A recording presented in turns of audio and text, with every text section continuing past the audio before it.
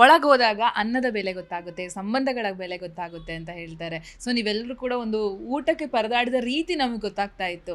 So ಅದ್ರ ಬಗ್ಗೆ food value ಆಗಿರ್ಬೋದು, ಸಂಬಂಧಗಳ ಬೆಲೆ ಆಗಿರ್ಬೋದು, ಅದ್ರ ಬಗ್ಗೆ ಎಕ್ಸ್ಪ್ಲೈನ್ ಮಾಡೋದಾದ್ರೆ. ಬಿಗ್ ಬಾಸ್ ಮನೆಯಲ್ಲಿ ಪ್ರತಿ ಒಂದು ಸ್ಮಾಲ್ ವಿಷಯಕ್ಕೂ ಕೂಡ ಎಷ್ಟು ಇಂಪಾರ್ಟೆನ್ಸ್ ಇರುತ್ತೆ ಅಂತ ಅರಿವಾಗದೆ ನಮಗೆ ಈ ಮನೆಯಲ್ಲಿ ಲೈಫ್ ಟೈಮ್ ಎಕ್ಸ್ಪೀರಿಯನ್ಸ್ ಅಂತ ನಾನು ವಿನಯ್ ಸುಮಾರ್ ಅಷ್ಟೆಲ್ಲ ಮಾತಾಡ್ಕೊಂಡಿದ್ದೀವಿ.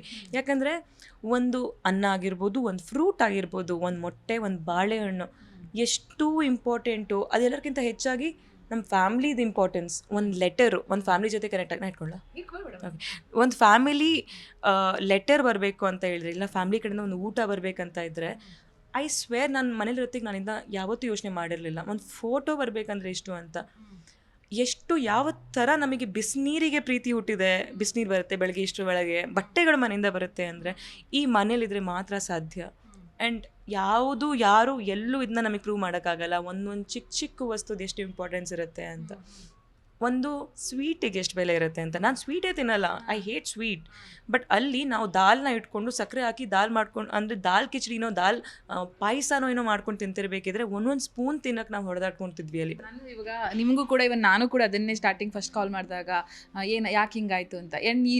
ನಿಮ್ಮನ್ನು ಹೊರಗಡೆ ಹೋದಾಗ್ಲ ಅಥವಾ ಇಲ್ಲೇ ನಾನು ಆಗಲೇ ಹೇಳ್ತಿದ್ದೆ ಓಪನಿಂಗಲ್ಲಿ, ಎಲ್ಲರೂ ನೀವು ಗೆಲ್ಲಬೇಕಿತ್ತು ಅಂತ ಹೇಳ್ತಾರೆ. ಸೊ ನೀವು ಅವಾಗ ಹೇಳುವಂಥ ಪದ ಏನಪ್ಪ ಅಂದರೆ, ಇಲ್ಲ ನಾನು ಎಲ್ಲರ ಹೃದಯವನ್ನು ಗೆದ್ದಿದ್ದೀನಿ ಅಂತ ಹೇಳಿ. ಎಲ್ಲ ಒಂದು ಕಡೆ ಹಂಗೆ ಅಂದಾಗ ನಿಮ್ಗೆ ಫ್ಯಾನ್ಸಿಗೆ ಬೇಸರ ಆಗಿದೆ, ನಾನು ಗೆದ್ದಿಲ್ಲ ಅನ್ನೋದು, ಅದು ನಿಮ್ಗೆ ಕಾಡುತ್ತೆ. ಸೊ ಅದ್ರ ಬಗ್ಗೆ ಹೇಳೋದಾದ್ರೆ ಎಕ್ಸಾಂಪಲ್, ಈಗ ಯಾರೂ ಬೇಡ, ನಾನು ಸೋಷಿಯಲ್ ಮೀಡಿಯಾದಲ್ಲಿ ನೋಡಿದೆ, ಬಟ್ ನನ್ನ ಕಣ್ಣ ಮುಂದೆ ಆದಂಥ ಎಕ್ಸಾಂಪಲ್ ಒಬ್ರು ಲೇಡಿ ಹೇಳ್ಕೊಂಡಿತ್ತು, ಅವ್ರು ಅಳೋ ಥರನೇ ಇತ್ತು ಅವ್ರು ಹೇಳೋದು ನೋಡಿದ್ರೆ. ಇವೆಲ್ಲವೂ ಕಂಡಾಗ ಏನು ಅನಿಸ್ತಾ ಇದೆ ನಿಮಗೆ ಅಂತ ಹೇಳಿ. ನಾನು ಮನೆಯಿಂದ ಹೊರಗಡೆ ಕಾಲಿಡ್ತಿರ್ಬೇಕಿದ್ರೆ ನನಗೆ ಹಬ್ಬ ಮುಗೀತಲ್ಲಪ್ಪ ಅಂತ ಅನಿಸ್ತು. ಆಯ್ತಾ, ಒಂದು ಕಡೆ ಕನಸಾಯಿತು. ಬಿಕಾಸ್ ಈ ಥರ ಕನಸು ನಂಗೆ ಸುಮಾರಷ್ಟು ಬಿದ್ದಿತ್ತು. ಮನೆಯಿಂದ ಹೊರಗಡೆ ಬಂದಿರೋದು ನಾನು. ಇದು ಕನಸಿರ್ಬೋದೇನೋ ಅಂತ ಅಂದ್ಕೊತಿದ್ದೆ. ಅವಾಗ ಹೀಗೆ ಪಿಂಚ್ ಮಾಡ್ಕೊತಿದ್ದೆ. ಬಟ್ ನನಗೇನು ಅಂದರೆ ಇನ್ಯಾವ ನಾಮಿನೇಷನ್ ಕೂಡ ಇಲ್ಲ, ಇನ್ಯಾರನ್ನೂ ಕಳಪೆ ಕೊಡಬೇಕಾಗಿಲ್ಲ, ಎಲ್ಲ ಮುಗಿದು ಇವಾಗ ಮುಂದೆ ಹೋಗ್ತಾ ಇದ್ದೀನಿ ಅಂತ ಒಂದು ಖುಷಿ ಇತ್ತು. ಅಲ್ಲಿ ಹೋದ್ಮೇಲೆ ಸ್ಟೇಜ್ ಮೇಲೆ ಹೋಗ್ತಿರ್ಬೇಕಿದ್ರೆ ನನಗೆ ಅಪ್ಪ ಅಮ್ಮನ ನೋಡೋದು, ಅವರಲ್ಲಿರುವಂಥ ಎಕ್ಸ್ಪೆಕ್ಟೇಷನ್ ಅವ್ರ ಮುಖದ ಮೇಲೆ ಕಾಣಿಸ್ತಾ ಇದೆ. ಇಲ್ಲಿ ಗೆಲ್ತಾಳೆ, ನನ್ನ ಮಗಳು ಗೆಲ್ತಾಳೆ, ಅವ್ರು ಪ್ರೇಮ್ ಮಾಡ್ಕೊತಿರೋದೆಲ್ಲ ನಂಗೆ ಕಣ್ಣು ಮುಂದೆ ಕಾಣ್ತಾ ಇದೆ. ಅದಕ್ಕಿಂತ ಹೆಚ್ಚಾಗಿ ನನ್ನ ಫ್ಯಾನ್ಸ್ ನಂಗೆ ಎಷ್ಟು ಕಷ್ಟಪಟ್ಟಿರ್ತಾರೆ ಅದನ್ನೆಲ್ಲ ಸರ್ ವಿ ಟಿ ತೋರಿಸ್ದಾಗ ಗೊತ್ತಾಗಿರೋದು. ಪೋಸ್ಟರ್ಸು, ಹೋರ್ಡಿಂಗ್ಸು, ರ್ಯಾಲೀಸು ಇದೆಲ್ಲ ಕಂಡಕ್ಟ್ ಆಗಿದೆ. ಸೊ ನನಗೆ ಅಫ್ಕೋರ್ಸ್ ನಾನು ಗೆಲ್ಲದೆ ಇದ್ದರೆ ನಾನು ಅದ್ರ ಬಗ್ಗೆ ಯೋಚನೆ ಮಾಡೋಕ್ಕೆ ಹೋಗಿಲ್ಲ. ನಾನು ಅಂದ್ಕೊಂಡ್ಬಿಟ್ಟಿದ್ದೀನಿ ನಾನು ಗೆದ್ಬಿಟ್ಟಿದ್ದೀನಿ. ಬಿಕಾಸ್ ನಂಗೆ ಬೇಕಾಗಿದ್ದೇನೋ ಪ್ರೀತಿ, ಅದು ನಂಗೆ ಸಿಕ್ಕಾಗಿದೆ ಅಂತ ನಂಗೆ ಅನಿಸ್ತು. ಸುದೀಪ್ ಸರ್ ಅನೌನ್ಸ್ ಮಾಡಿದಾಗ ನಂಗೆ ಪ್ರ್ಯಾಂಕ್ ಅನಿಸ್ತು. ಬಿಕಾಸ್ ಇದ್ರ ಮುಂಚೆ 2 ಸಲ ಪ್ರ್ಯಾಂಕ್ ಆಯಿತು. ಒಂದು ಸತಿ ನಮ್ರತ ಕರ್ಕೊಂಡು ಹೋಗಿರೋದು, ಇನ್ನೊಂದು ಸತಿ ಅದು ತಿರ್ಸೋದ್ರಲ್ಲಿ ಹೊರಗಡೆ ಕರ್ಕೊಂಡೋಗಿ ವಾಪಸ್ ಬಿಟ್ಟಿದ್ದಾರೆ. 2 ಸತಿ ನಾನು ಹೋಪೇ ಬಿಟ್ಬಿಟ್ಟಿದ್ದೆ.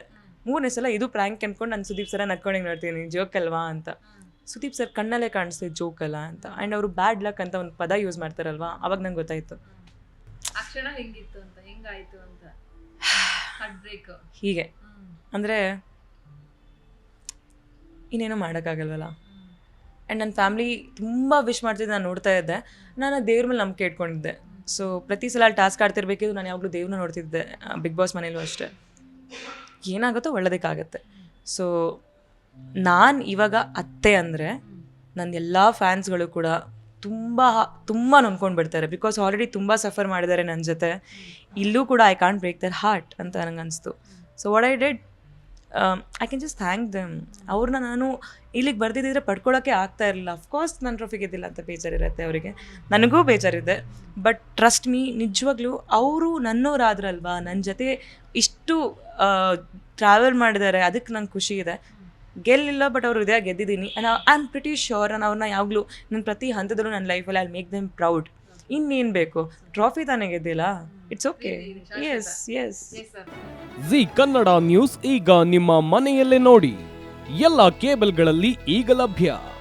ಸನ್ Direct 292, Jio TV 1334, U Digital 162, City Cable 51, GTPL 17, Abhishek Cables 821, Rockline Telecommunication 51, Shri Basaveshwara number 60, Vinayaka Digital number 53, In Digital number 896ರಲ್ಲಿ.